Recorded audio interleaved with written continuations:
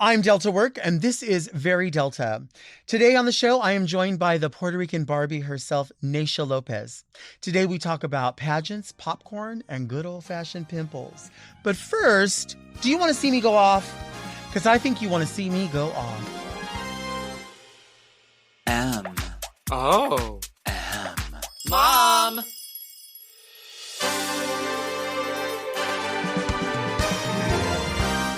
Are you a lady like me? Introspective, beautiful. Oh, are you intellectual like me? Beguiled by a bargain? You like wild times? Oh, like me? Are you serving the community like me? Well, if you are, then you must be very Delta.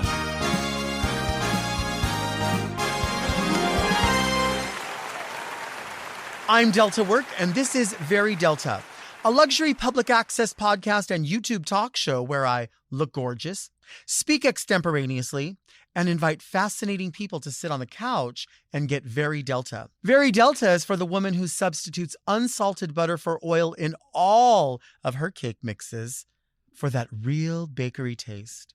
But first, let's get into some things that are very Delta.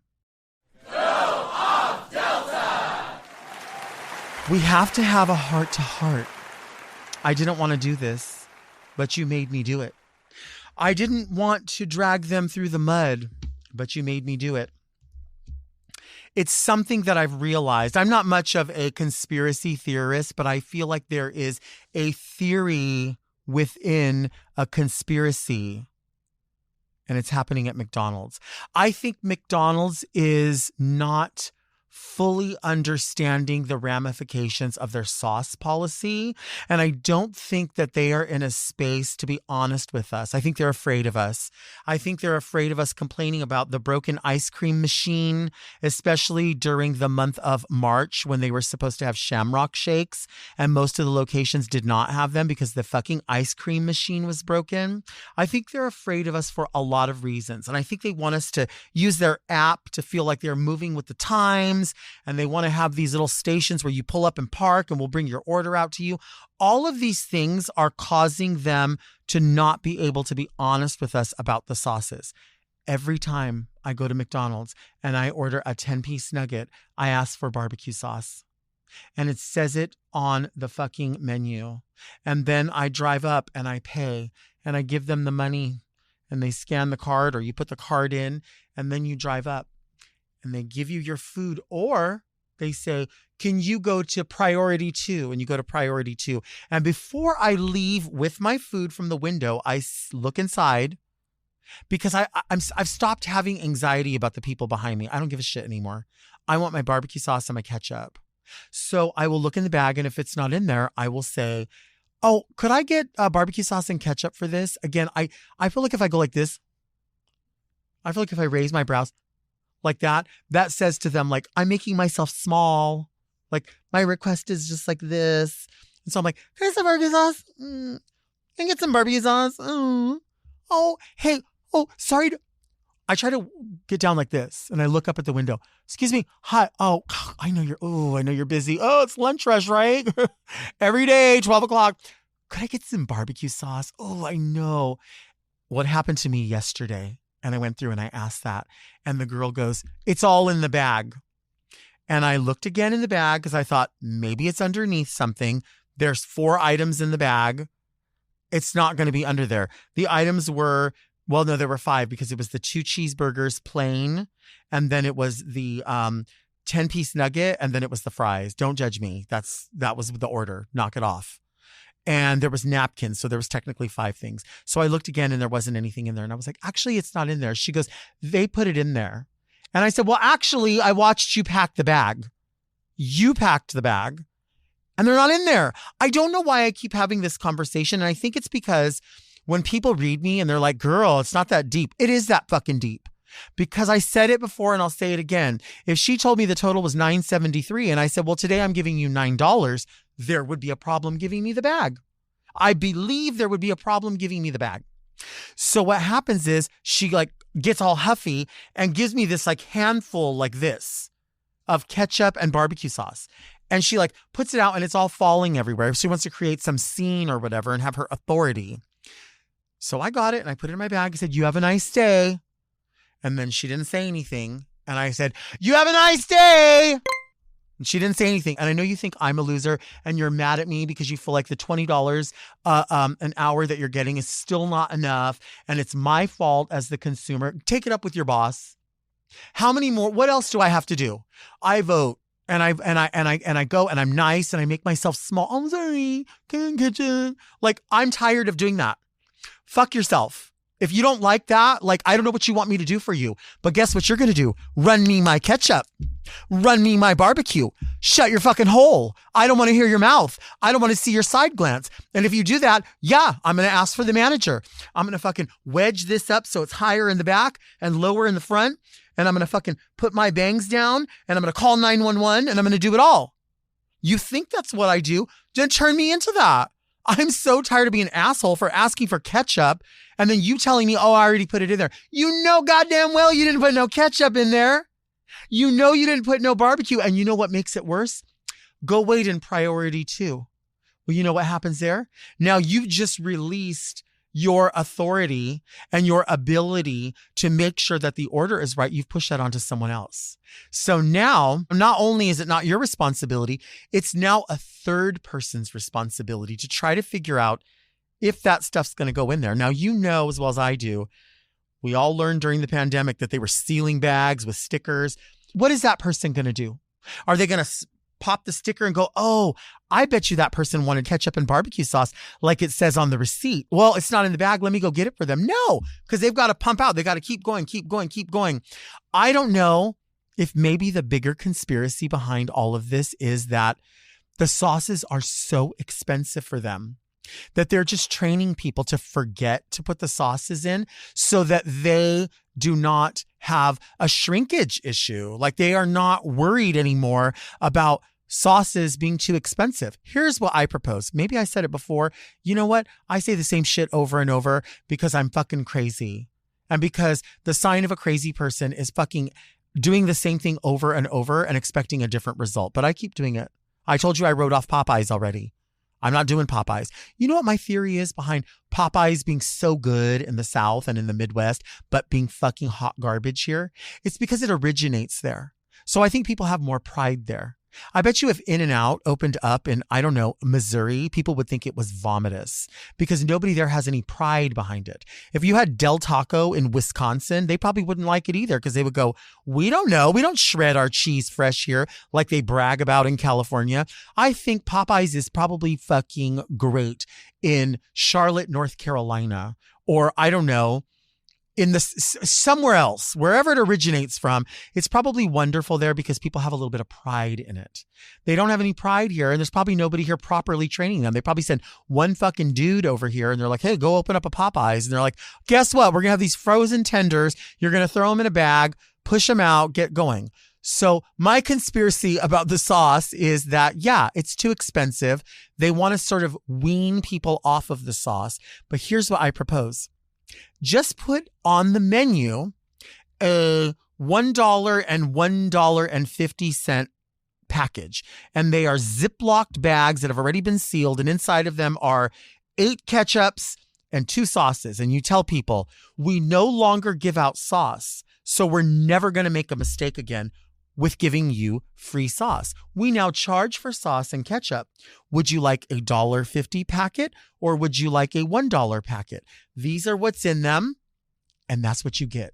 We only offer those kinds of sauces. They come out, and we can guarantee you're going to get it because you paid for it. Simple. I don't want anything for free. I'm not trying to say like, you owe me sauces. I need all this. The lady tried to call me out before at Jack in the Box when I asked for a ranch pack, I asked for a ranch tub, and she said, "Those are only for appetizers." That's their new policy. So I said, "Oh, well, I guess I don't have appetizers." She said, "We have to charge you 25 cents. I said, "Okay, well, I'll pay 25 cents. That's when I realized that's their policy. If you order onion rings, nuggets, anything that's like a food item that's dippable that is not a French fry, they're going to have to charge you. Once upon a time, they didn't. Okay, well, now they do. Not a big deal, but we need to be clear on what the expectation is. So that's what I'm saying at McDonald's. Just tell me, hey, no free sauce, piggy. No free sauce for you. Stop asking. We're not doing that anymore because we are so busted in here that we cannot figure out how to get the sauces in the bag properly and without lying to you. So what we're going to do is we're going to charge you for them, and we're going to be strict and say to our employees, if they pay for the sauce, you better handle it like it's a hamburger or a French fry and make sure it's in that bag. You have to. Just change the policy. It's fine. But I'm tired of this like, oh, you wanted sauce? What does it say on the receipt? Somebody has to read the receipt and go, 2 cheeseburgers plain. Does that have a drive-through custom sticker on it? Okay, well then you acknowledge that that's a drive-through custom on those 2 cheeseburgers. What's next? Large French fry. Okay. Is there more than 8 French fries in that large cup because they're $5 and fucking 19 cents? That's a whole other issue. That's a whole other monologue. We're going to talk about that next week probably because I'm not done with McDonald's. I'm not done with the employees. I'm not done with your ugliness. Just look at it and say, oh, they bought the $1.50 package. Make sure and put it in there.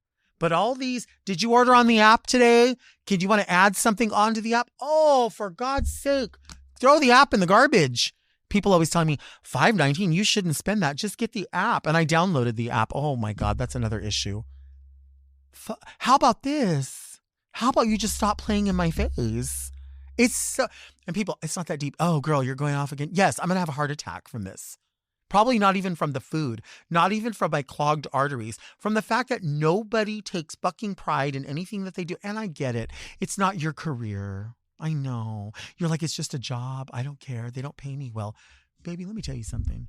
When this money breaks down, I bet you when all is said and done, between screeching into this microphone, between walking around in a circle to Sheena Easton lost hits and begging for dollar bills, between making cameo videos, I bet you I don't make $20 an hour when it all boils down to it.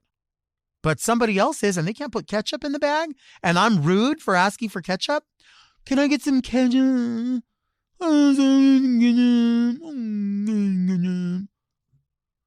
My God, what more do you want me to do? Do you want a blowjob for ketchup? You want me to throw neck for ketchup? Is that what you want?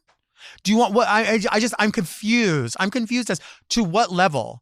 I'm confused as to what level you want me to come. And people just like, here's. I know it's a rough world out there. It really is. I know we are just a handful of people that are seeing the other side of tragedies around the world. It's scary. It's frightening. It's an ugly place to be. But if I'm making myself small for you, can't you make yourself big for me? Say that shit with your chest. You know what, Ronald McDonald? You've been clowning in my face for years. I've never been afraid of you. I used to be afraid of clowns. I used to be scared of the dick. Now I throw lips. You know what I'm saying? I loved you for years. I was never mad at you. But you keep playing this game. I'm telling you. And the other clown, Jack, he's doing the same thing. I need to stop playing with you people that have these masks on. Take your mask off. Show me the real you. You're afraid of being real. You're afraid of being real with me. Even Pink Lipstick Lady, she's got her mask on. Why do I do that? Why? Like, I'm like this. Like, hi. Oh, sorry. Shh. Hi. Could I get a ketchup? Can I get a ketchup? Like when you're at a restaurant. Oh, can I get a box? Get a box. Oh my God, my nail just fell off. Oh my God. Do you want to see me get nail glue? I think you want to see me get nail glue.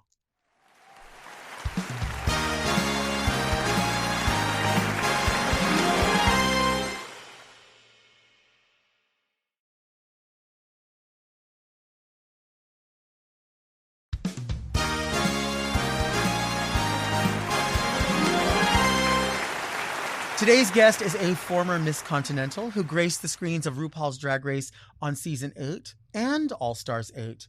She's your mommy, but she's also your puppy. It's the one and only Naysha Lopez. Hola. No, hola. Well, you can do both, right? You said mommy and poppy, so Absolutely. I had to do both. I mean, I feel like just right off the cuff, because we were just talking about it off camera. You have, everybody's just seen Continental Plus and Continental Elite weekend, right? You have a different set of eyes than most people would have. I'm somebody who admires it from watching just from social media. You have been Miss Continental. Yes. You have been in the highest ranking of Mr. Continental. Yeah. You've also been on Drag Race. Absolutely. So you see it from so many viewpoints. Tell me about that. And the number one viewpoint, I would say, is as a fanatic. I'm it. Such a fan of drag, of performance art. And that's first and foremost. So it's really how I fell in love with it all. But yeah, it's so true. I get to see it in a competitive way, even judging it. You know, you want to sit there, you want to judge, and I'm like, oh, that was fierce. That was not so fierce. You know what I mean? It's a good time. It's a good time. But it's just performance art. It's drag, and I'm so in love with it. Yeah. Yeah. It's so special. Like I was saying, we were glued to the Continental Pageantry Instagram page, which kept updating over and over and over. And then there was a point like towards the end where I was like, oh my gosh, I should have just streamed this. Yes. You know what I mean? That's something that's offered to people that can't make it there. But I've said it before on this podcast, I'm going to make it a priority to get myself there just to watch. You have to. There is nothing like that Continental essence and aura while you're there. There's nothing like that stage, that audience. Right. Which, by the way, I just want to send a shout out to Leanne Feathers, who's the one that won Miss Continental Elite. Both winners, Plus and Elite, but especially Elite because I've known her since I was like 16 years old. Oh, wow. She has dreamt of this for as long as I could remember. Yeah. And so for her to accomplish this, she transitioned at such a very late age, and she really didn't think this was going to be something that was possible, and first time at Elite, and look at, she did it. So congratulations. I love you so much, Leanne. Okay, I love that. I love that. And you reigned in 2013. I did. You did. And is there a difference in pageantry now versus just those few years ago, or has it remained the same? For the most part, it has remained the same, but with other competitions, so to speak, let's just say that, have had their effect on what pageantry is. You know, before we didn't have social media. And so if you wanted to tour and you wanted to go all over the States, what you had to do is you had to get into pageantry. And that's where you would get the most exposure. Now everyone wants to be on Drag Race. Right. You know what I mean? So with pageantry, that was the it and all. You know, and you would take 2-3 dresses and you would tour the entire country, and no one would know what was in that suitcase, what you wore there, because there was no social media. Right. So there has been a little bit of an evolution, because it's become more challenging, challenging to get contestants, challenging to reign, challenging just to live off of just doing drag. You know, being a title holder. So yeah, it's the core of it is still the same, but yes, there's been a lot of changes too. Yeah. I love that you say that about the core, because as somebody who only watches from afar and admires pageantry, specifically Miss Continental, I feel like I see it as a commitment to the excellence of female impersonation, female celebration. And then the same goes, of course, for Mr. Continental. It's the appreciation, it's the dedication. Absolutely. And I feel like I've heard these catchphrases when people say, like, whether they're celebrating or deterring from someone who has won, they will say something like, well, it was so-and-so's year. And I think that's a double-edged sword, because some people go, oh, it was just given to them because of this. But I think it can be reclaimed by saying, no, what you mean to say is their dedication finally hit its point. Absolutely. Where someone said, I see you well-rounded now. I see you fully walking in your light. This is the year. Absolutely. I see you for the entertainer that you are, for the entertainer that you have strived to be. I see you comfortable in your own skin. I see your vulnerability. I see all of that. I agree with you 100%. That's how it feels. That's how it feels. It is. It totally is. I love that. I love that about it. And again, you having that viewpoint of doing both sides of the pageant, you have been Miss Continental. Yes. You have been in the highest ranking of Mr. Continental. I would say dressing for a pageant in drag seems like it would be more work, but I don't know that that's the case. No. Right? No. So, they both have their challenges, but it's so funny because competing for Mr., I was definitely at the gym a whole lot more. Sure. It's funny because if you don't know me and you just know me in drag, you know that my drag aesthetic is pageant girl. Sure. It's very, we all know what it is. Polished. Yes. And I had to step away from that, from what I was used to and what I'm comfortable in. And I had to be more of myself. Okay. Because they're like, oh, well, now you're going to have to be masculine. I'm like, well, do you think that I walk around the streets? What? Right, Yeah. right. That's not my personality. Right. But they also know Naysha. So they were like, how is this going to happen? But believe it or not, I got to be more myself. The challenge was whenever you're doing anything in performance, for me, it was I have to be at my most fierce and my most feminine. Sure. And this was completely opposite of that. And it was never thought about holding that back. So it's like, I'm about to walk in swimsuit. Oh, bring it back. That's not what we're doing today. So that became the challenge.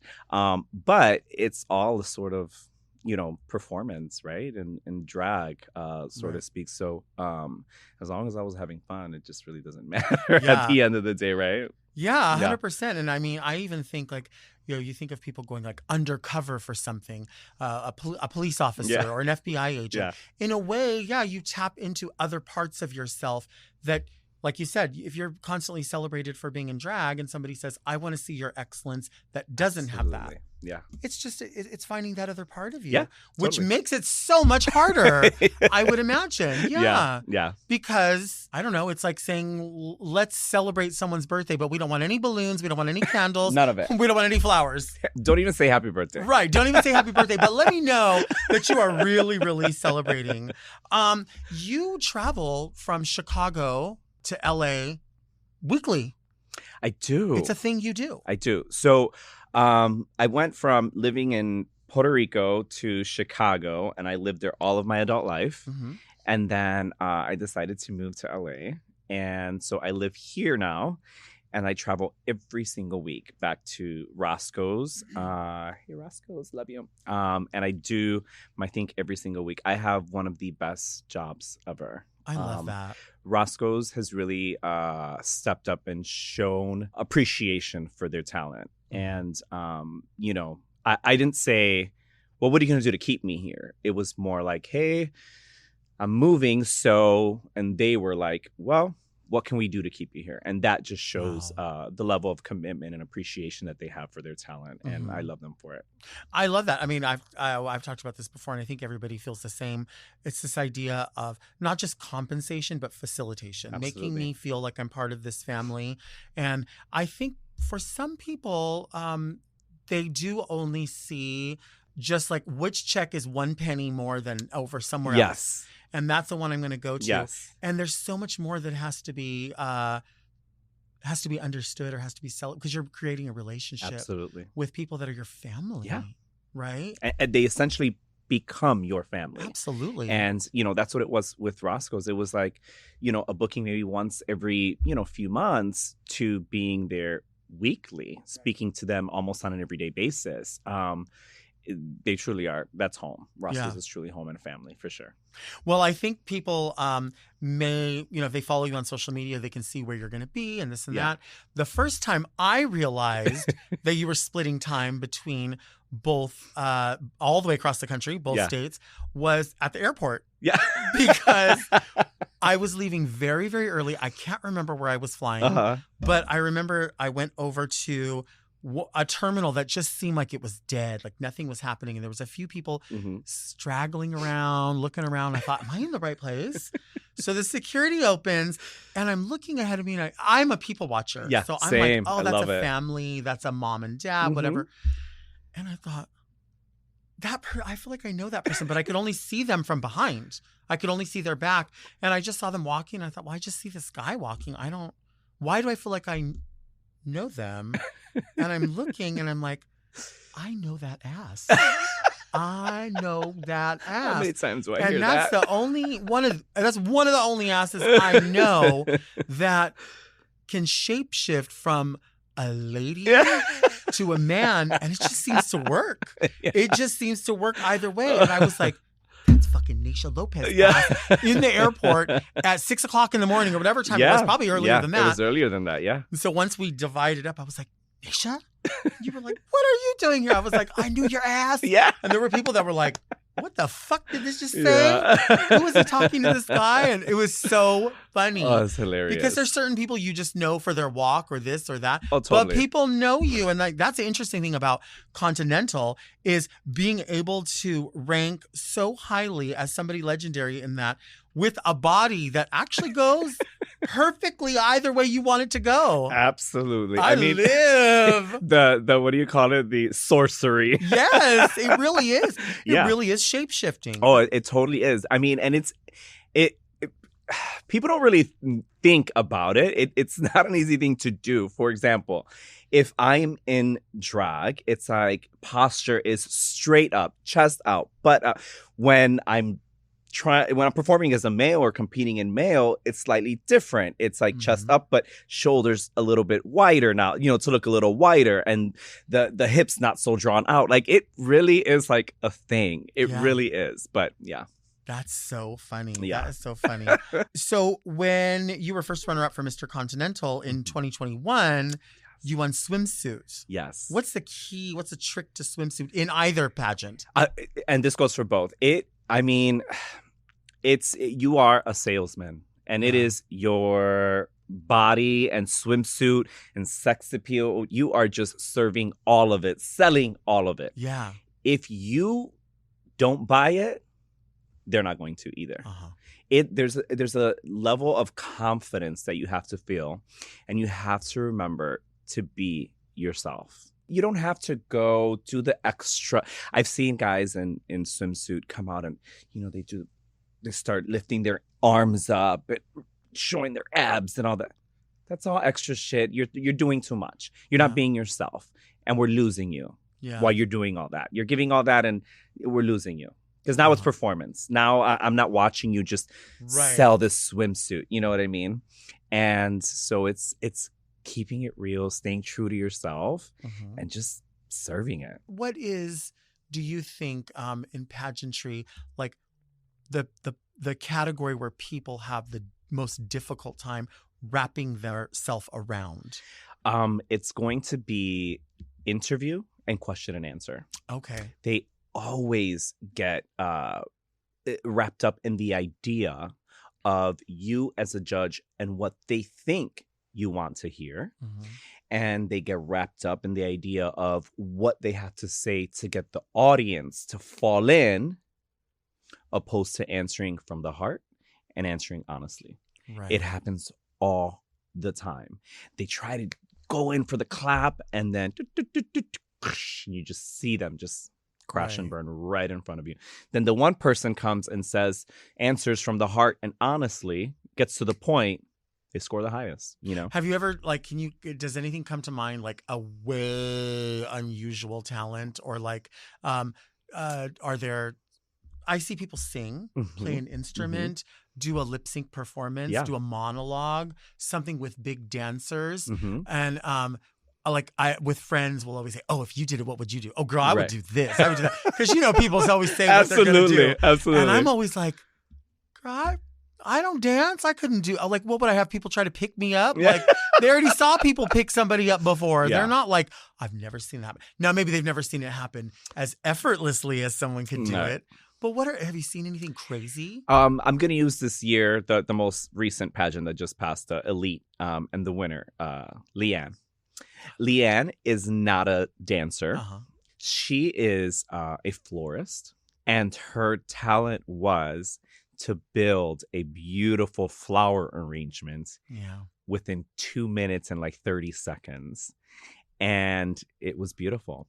And it was her. It's what she does. It's what she's comfortable doing. Right. She was doing what she does and what she loves, and it really showed. It really did. Yeah. I was watching that and like I said, when they were like doing the updates as they were going, I was like kind of on bated breath. I was like, oh my God, how much longer does she have? Is she like, going to make it? Is she going to finish it? Happening? Is it going to be, what is it going to look like? How do you even do that? I don't know. Yeah. It was flawless. Yeah. It's so exciting to watch. Really, again, that idea of showcasing, what do you do? And if you're competing, you know how to do drag. Yeah. Just let's find how we bring out the different aspects of, your artistry into that, Miss Continental Plus 2025, I will be showcasing my talent of complaining. Let's take a break.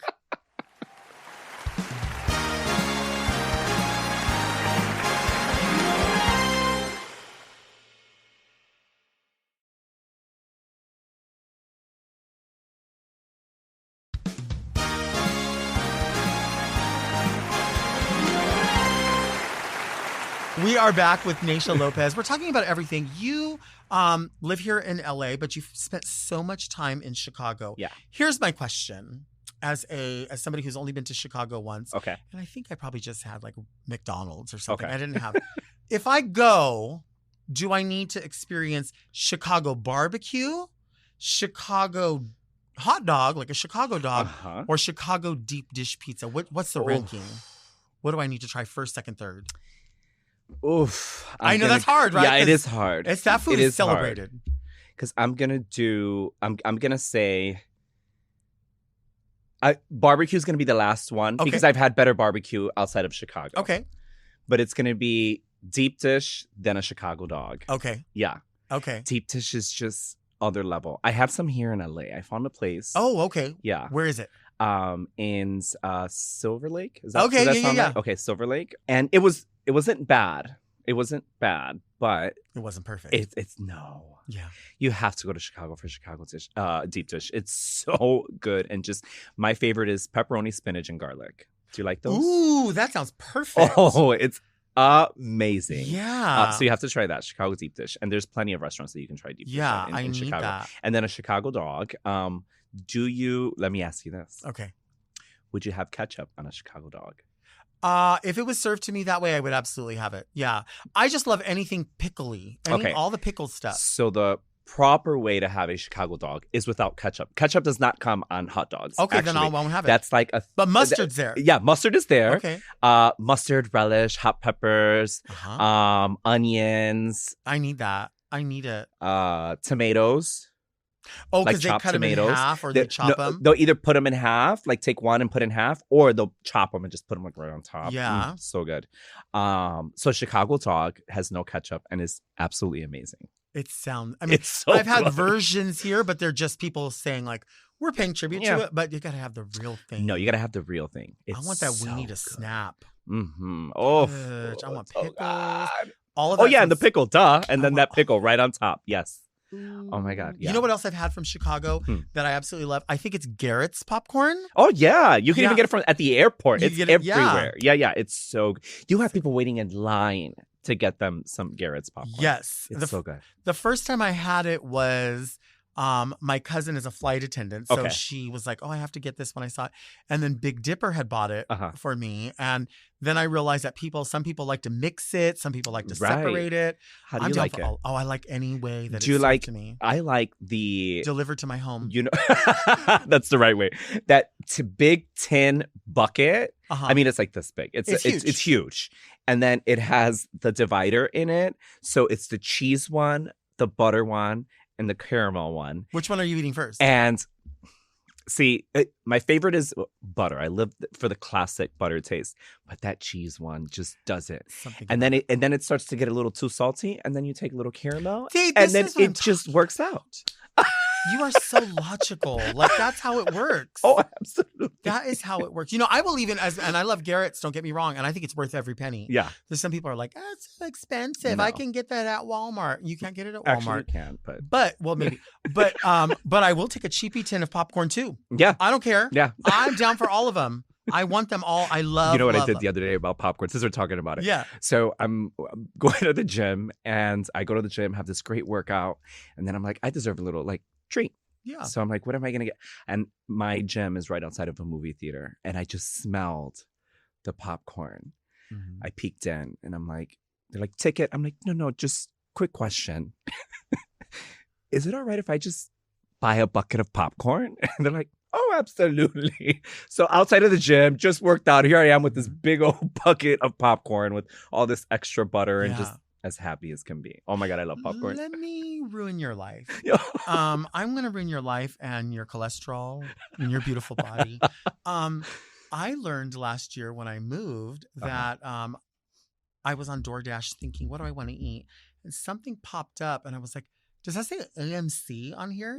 You can DoorDash what? Popcorn from AMC theaters. And I did it. And baby, I'll tell you, the bag is this round and it's that tall.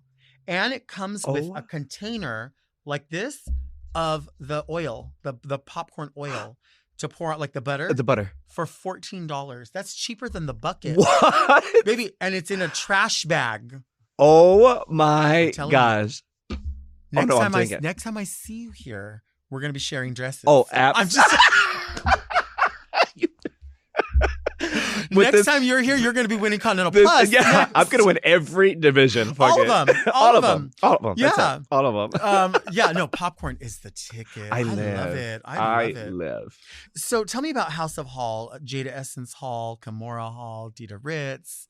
I hate all of them. No. All of them. Besides being Drag Race sisters, they're sisters. When I started drag, I didn't necessarily have a drag mother. I learned how to do makeup on my own. I was a hairstylist, learned how to do hair on my own, all that kind of stuff, just on my own. But there was someone who taught me to value myself as an artist and the professional aspect of drag. If you're there, if you're supposed to be there at noon and you're there at noon, you're late. 15 minutes before, this kind of thing. You want to be Continental, you got to do this, like all that kind of stuff. But it was just how to be a professional and really value myself as an artist. And that was Taj Mahal. Mm-hmm. And so that is the closest person that I have to having a drag mother. Wow.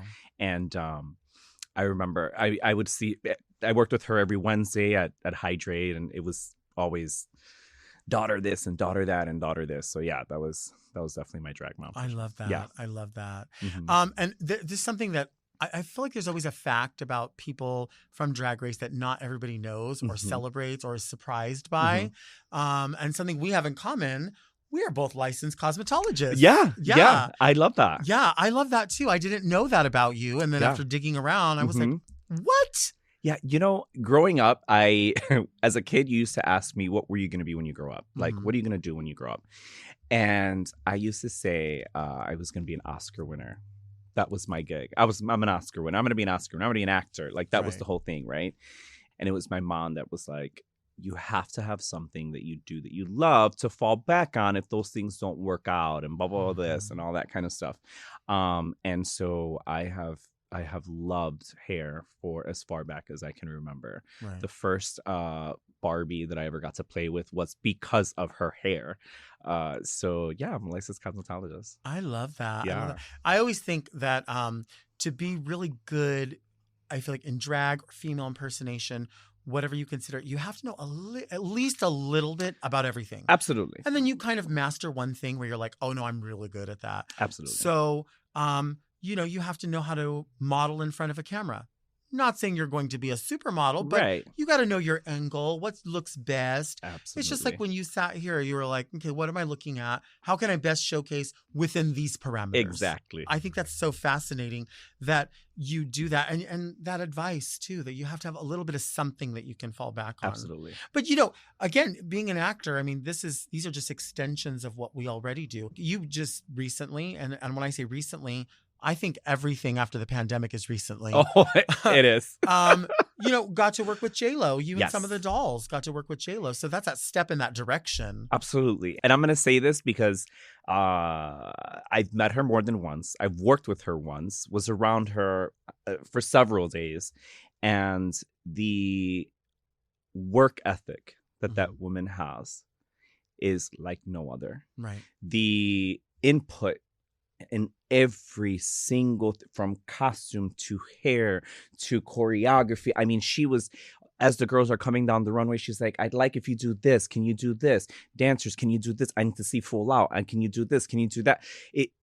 She is involved in all planning and all aspects of everything that she does. She works so hard. When they told us she was coming to rehearsal, they're like, yeah, she just wrapped yesterday her movie Mother overseas. She's getting on a plane. She's going to the house to change. She's getting on in a car and coming to rehearsal. Like, it was like one thing after the other. And and at 53 years old, you know, it's absolutely amazing. And it's admirable. The work ethic, I think, and I remember some of the girls also that got to work with you on that project saying the same thing. They said, we were there and we each did our thing, and then she had a little note for everyone. Can I see some more of this? Or maybe pull back on that. You don't have to go so much on that, because, you know, you're giving, you've worked with so many other people as well. It's nice when you work with someone who looks at you and says, I can see based on what you're giving me what your capabilities are. Right. I don't think we're showcasing you best this way. Absolutely. Maybe you are somebody who gives us a posing and a modeling, and you over here, we can just amp up this dancing ability. Like, everyone can be showcased so differently, you know? And that was exactly what she did. She's watching everyone and giving everybody pointers, and it was so funny. So I do my part, and I'm second in the lineup. We have done this several times, and I'm just like, so I had to do my part, and she had like a moment with everyone. She's like, I want you to do it like this. I want you to do it like that. And then I would come and do my part, and she's like, you know, great. And then I'm like, where the fuck is my moment with her? Like, I'm like, do I need to mess up so I can have them? I just want her to correct me. I want to chat with her. But, you know, later on we had our moment and we got to chat and all that kind of stuff. And then if you watch the video of all the behind the scenes stuff, I looked like that stalker fan, because it's like everywhere she was standing, I was no more than 3 feet away from her because I'm just obsessed. But yeah, that is so funny. How would you say your experience from season 8 of Drag Race was versus All Stars 8? Was there, did you go in with a different feeling? I'm not sure if you know this or not, but, you know, someone pulled out very last minute. And I got a call. It was about two weeks before. And it was one of those things that I could either say yes and do this, or they may never ask me again. Right. So what do I do? And so I sat there and just kind of thought about it for a sec, and I'm like, why not? Yeah. And so going into this one, it was really quick. I had to get ready really fast. How do you do that? So it's a lot of decision making. You know how when you a lot of decision making. Yes, because you know, as queens, you know how we are. We want to be creative, right? So you're like, oh, this brown hair finger waved all the way to the middle back would be gorgeous. But if I do this bob, I can actually... No, it was none of that. It was like, nope, it's the finger wave, it's black, and it's red shoes. Next. What? Right. Because there was no time to get so creative and try to come up with all these different options. And let's try this. And, you know, maybe I'll take 2 looks like this and figure it out. No, there was no time for any of that. Not to mention, you know, financially, you're just like, oh, so now I have a $30,000 bill that I didn't have 2 weeks ago, you know? Right. So it was pretty challenging, but I don't regret it. I'm good. Yeah. My hat's off to anyone that's able not just to get ready for All Stars and go on All Stars, but then to be in that position. Yeah. Oh my gosh, that's got to be so frightening. Yeah. To even figure out how do you figure out your way around that? I think for you, I mean, it's definitely pageantry training has a lot to do with that. Listen, pageantry has disciplined me as an entertainer like nothing else has. Yeah. It really has. Yeah. Yeah. When you fly back and forth, usually go like maybe Thursday, is it? Or Friday? No, I do Friday mornings. So I'm on the first flight out at 6 a.m. every Friday morning. Yeah.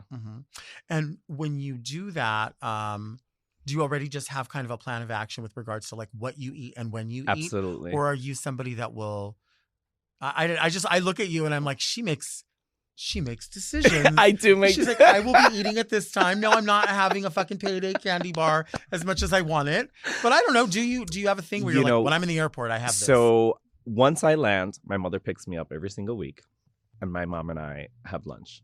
So I love that. It's not always so focused on what I'm gonna eat, but that I'm gonna sit down across from my mom. Oh, we're gonna catch up for the God, week. I love that. Yeah, we're gonna catch up for the week.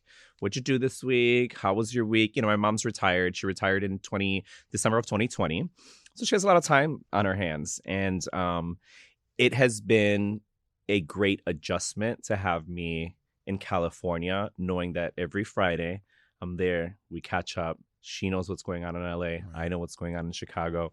And her favorite is a Philly cheesesteak. We have that probably maybe twice a month, probably. She enjoys a Philly cheesesteak. But yeah, that's and after that, we go back to the house. We chill for like a second, and then I head right over to Roscoe's and start getting ready. Yeah. Do you want on the plane a aisle seat, a middle seat, a window seat? I want a window seat because I don't want to be bothered. I don't want you to wake me up to try and use the restroom. I am not going to fight for the middle armrest. I'm going to give that up to you. You can have it if you're in the middle, because I'm going to press up against this window so fierce that armrest does not mean anything to me. It's all take it. Yeah. Because if you're happy, I'm happy. Right. So I'm pressed up against that window with no problem. I love it. And especially if you get into that window before the other two seats are there, you can get your shit situated the way you want it. Absolutely. And you can get that right leg over your left leg and be this way. And you're the whole time. Right? Mm-hmm. And you can give them, first of all, you can fall asleep, but you can give them that visual that like that body language says, I'm good. I don't hate you. I'm cool. It's also very early in the morning. It's true, right? Yes. Because it's the thing where you say to people like, I don't hate you. I just don't fuck with you. Right. Let's take a break.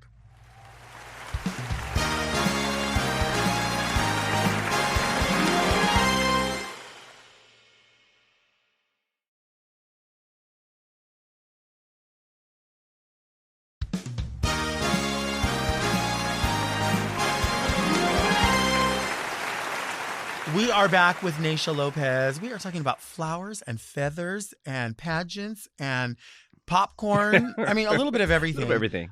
This is the part of the show that we call Read Me Delta. People send in letters with questions, queries, commentary, a little bit of everything. Read Me Delta! And if you want one of your letters read on the show, send it to readmedelta@gmail.com. We will absolutely filter those through. Producer Doug sees all of them before I do, so I don't know exactly what comes through. So you haven't seen this? None of them. Oh, I love that. Yeah, so he will figure out what sound, because listen, some people will send stuff in and you're like, he tells me and I'm like, oh wow, okay. And of course they don't always know who's here. Yeah. Sometimes they write letters hoping that one of their favorites will be here. Got it. So obviously they knew you would be here because it says, hi, Delta and gorgeous guest. I'm a 29-year-old gay man from Chicago. Oh. And I have a question about something I'm not quite understanding. What is with the acne sticker trend? Am I just old, or is wearing a sticker on your blemish weird? I've seen this trend plenty of times online, and I think it's fine if you're at home, but I've recently been seeing these stickers out in public. We all know what's under that metallic star-shaped sticker. And wouldn't you think the sticker draws more attention to your zit? Are acne stickers very Delta? Love you divas. Very Ruperto. Roberto. What? Ruperto. Oh, Ruberto. With a P. Oh, Ruperto. Ruperto. Oh, Ruperto. I have never heard that. I never heard that either. I haven't either, but I'm going to pretend like I have. Yeah, Ruperto. You know what I do whenever if I don't know what's happening and people go, isn't that a surprise? I go, no. Some people do things that way and that's different. I just try to like nod. Yeah. Oh yeah. Yeah. Mm-hmm. I do that with a lot of people. Like when something shocking happens, when you cut to your friend and you're like, and you go, yeah. And I have like a mental notebook. Like, I'm going to tell her about that later. Yeah. I want to talk about that later. And your friends, like, I don't know if you do this too. Like, if you're with somebody and you see something and you text like red shoes. And then you look and you're looking at them and they look at you and you're like. Because we do that. I mean, I do that with a lot, like with family members. Dress. Yeah, dress. Right? And I just realized maybe it's Rupert, right? In English, would it be think Rupert, so, right? Rupert, yeah. Okay. I've never seen the acne stickers. Have you? Neither have I. Okay. I have not seen them. I haven't. I don't know that I would ever wear one. I don't think I would. I don't think I would wear one. In drag, I've been known to take a little black liquid liner and just do a little dot right on top of it, so then it looks like a little mole. Right. But not to the extent where I'm gonna put a sticker. I haven't done that. I don't see that. I mean, I think it's cute if that's what you're into. I don't feel like I could really critique it too much just because of all the shit I put on my face. But I don't do stickers usually. Right.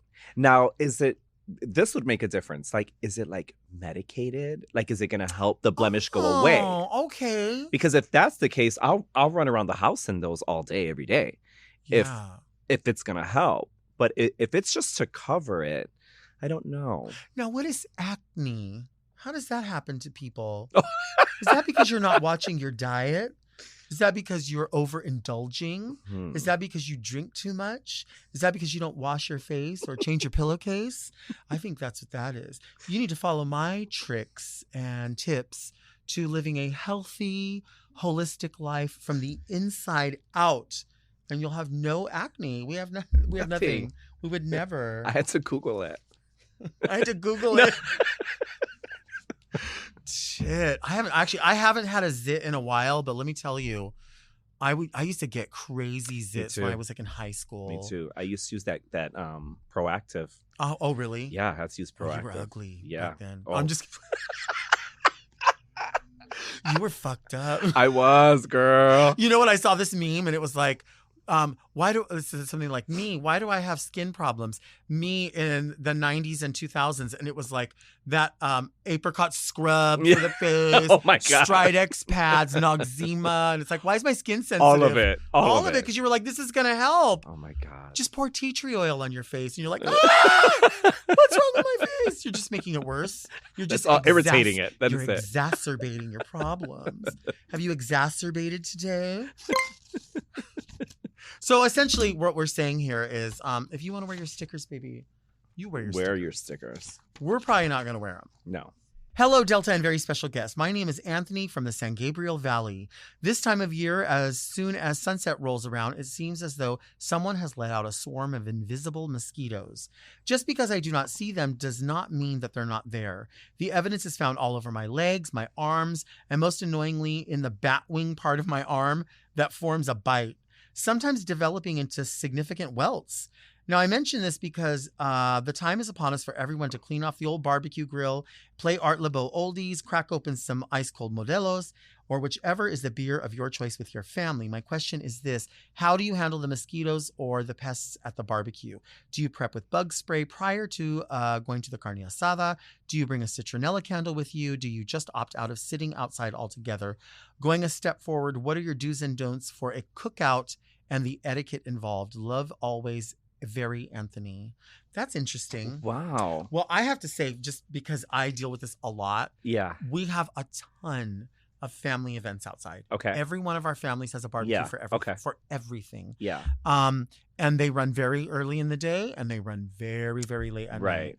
And I always get fucking bit the fuck up. Ugh. And I'm telling you, Anthony, you have to take your bug spray with you before you go. Yeah. Now, I buy the one that's like unscented and it's clear.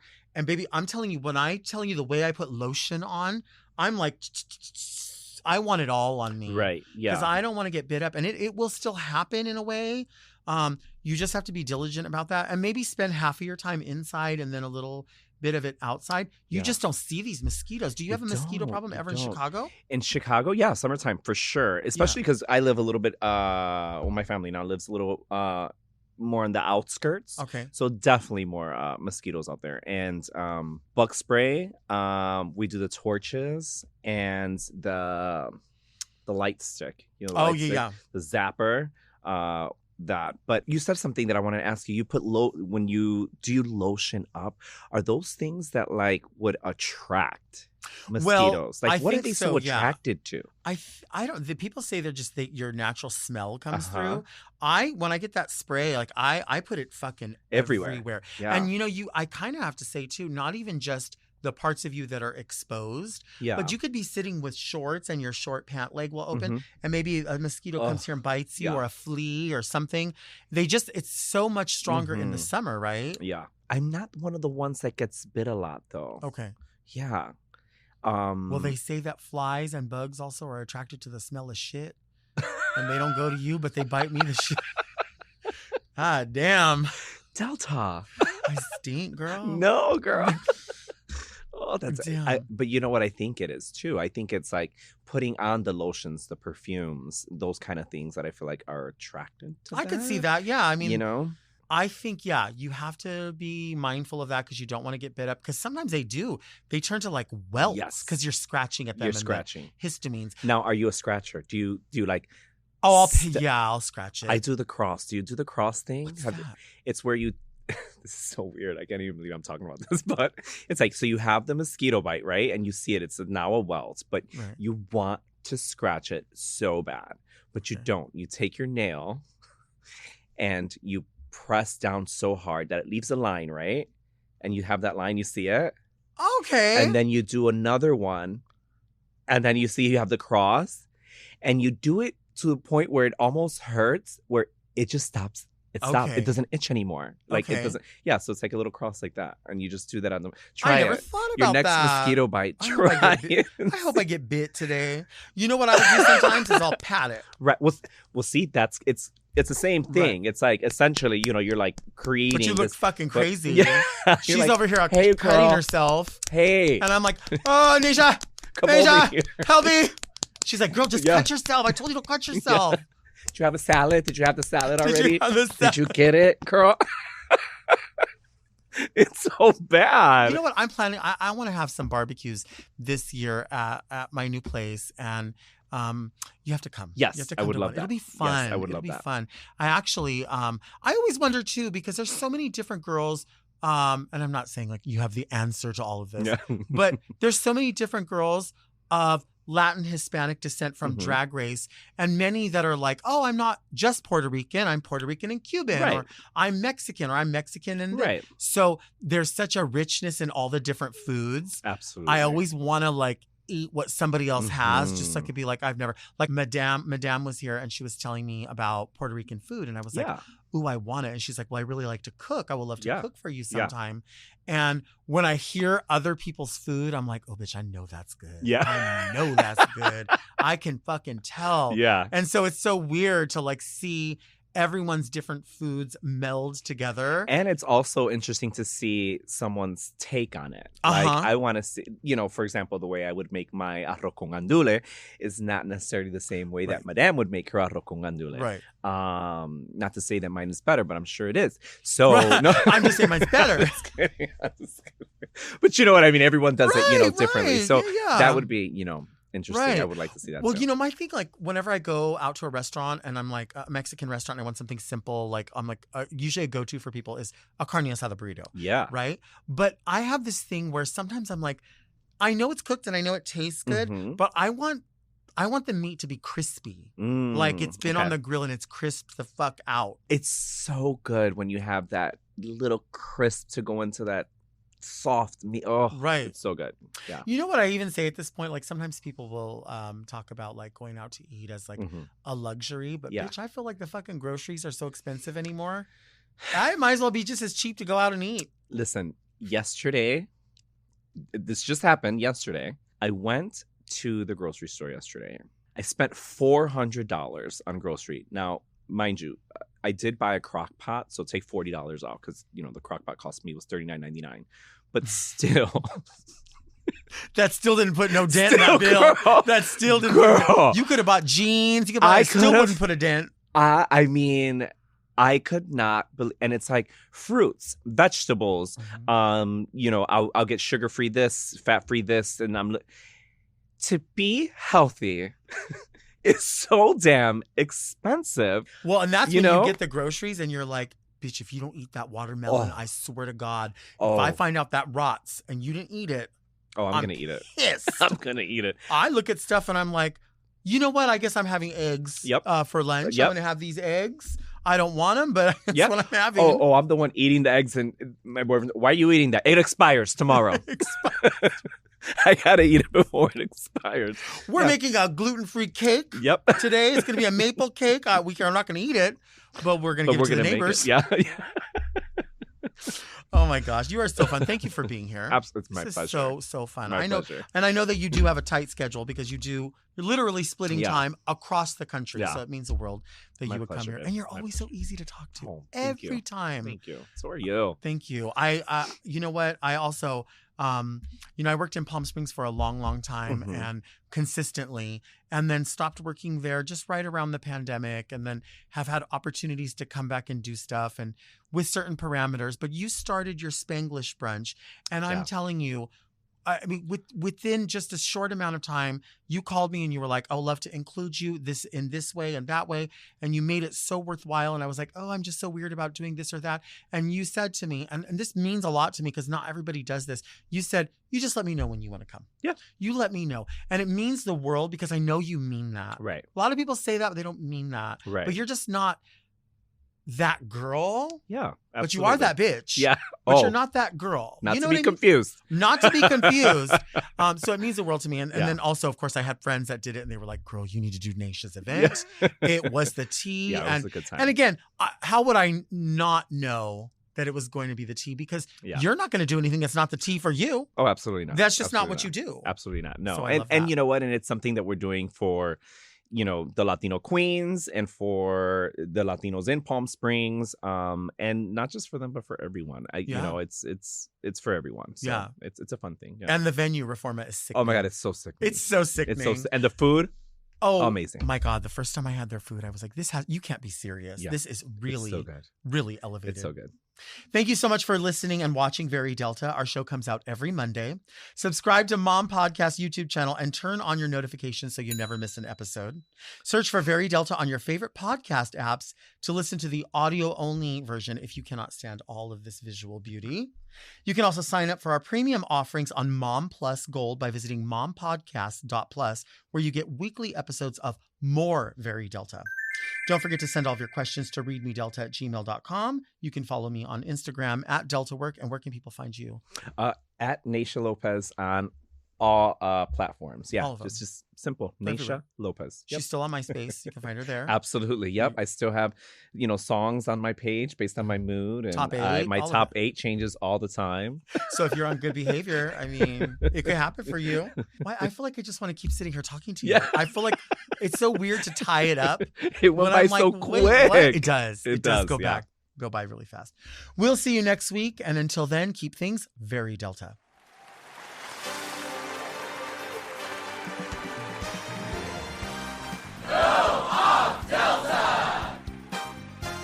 Very Delta is produced by Moguls of Media, a.k.a. Mom.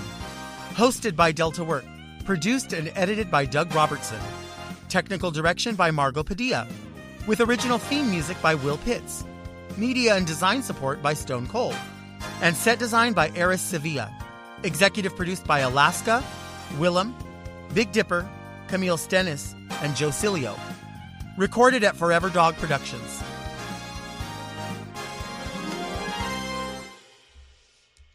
Hi, do you want to come on my face? Well, if you do, then you must be a Mom Gold Plus Platinum Diamond in the Rough Rider, ready to let me have it. Go, yeah, member. Mom!